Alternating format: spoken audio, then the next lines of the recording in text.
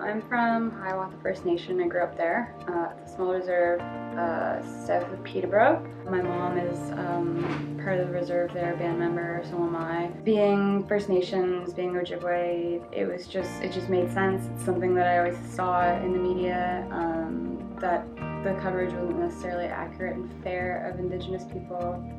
A lot of focus on the negatives, a lot of another dead Indian, drunk Indians, you know, that kind of stuff, powwows, feathers, all this, not superficial, but all the kind of, there's more to it. It's a lot deeper than just that. So I just kind of wanted to be a part of a new wave to kind of help turn the page on the way that Indigenous people are portrayed in Canadian media. I think that being an Ojibwe woman is something that's really important for the work that I do. The Indigenous communities have a long history of mistrust towards the media and mistrust towards journalists for the right reason, for all the things that I had mentioned before about not being portrayed accurately and not being portrayed fairly, having words spun around and being victimized, which isn't the case a lot of the time. Like, not the reality a lot of the time.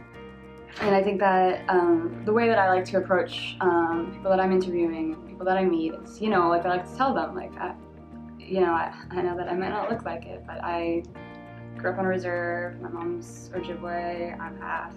It's just kind of a way to kind of level the playing field a little bit, and it's just easier to kind of open yourself up like that, because then they'll be more open to receiving you and sharing stories.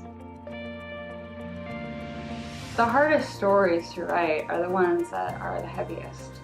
I mean, it's hard when you're, you know, writing something and you have to explain over and over again something like with TRC, and you just have to like write it down what it is, you know, like thousands and thousands of people experienced horrible things at residential schools when they were kids. They were taken away, they were tortured and they were abused, and like that kind of stuff. Like, it just like, it hurts a lot, and then even with this justice stuff, it's really hard a lot of the time, and that's something that it can be isolating to a degree, because you don't want to, like, you don't put this out on social media, how you're feeling about these things, and it just kind of gets internalized sometimes, and that's hard.